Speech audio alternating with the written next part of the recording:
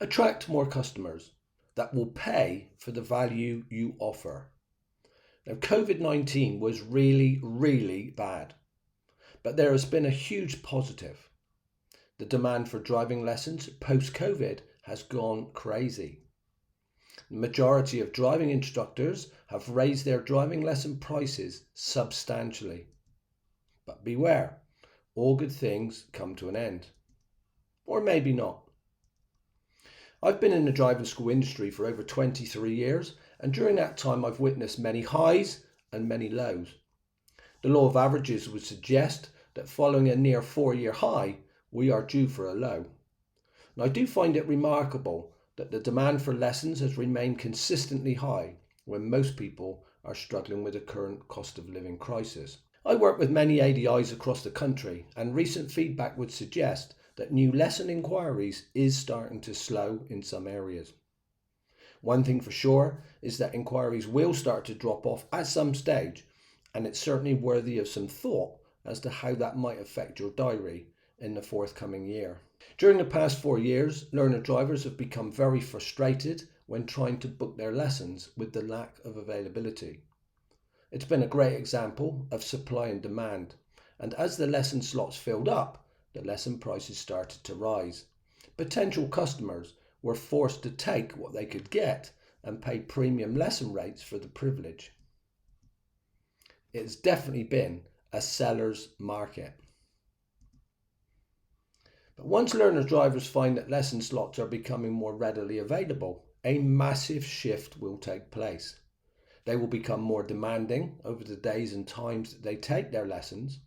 They will become far more price sensitive, and they will start to perform more research before choosing their training provider.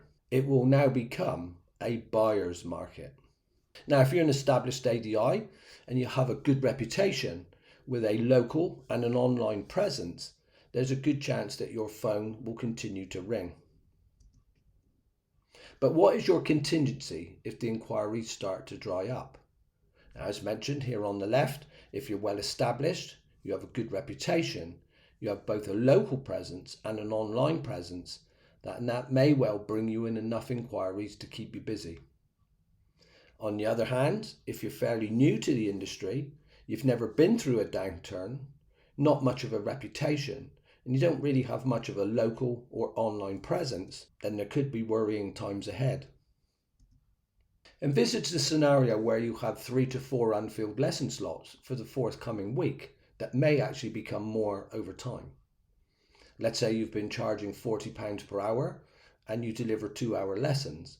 That's a loss of between £240 and £320 every week until it's fixed. What will you do?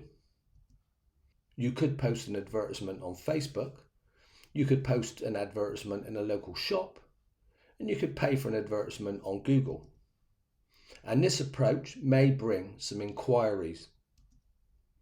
But once it gets to this stage, it's likely that many other ADIs in your local area will be doing the exact same thing. Many students or their parents think that all driving instructors are the same. So why will they choose you? Unless you have a USP, which is a unique selling proposition, most potential customers will choose on price. Now, the majority of ADIs do not have a USP or any marketing in place, so they are forced to reduce lesson prices in order to compete.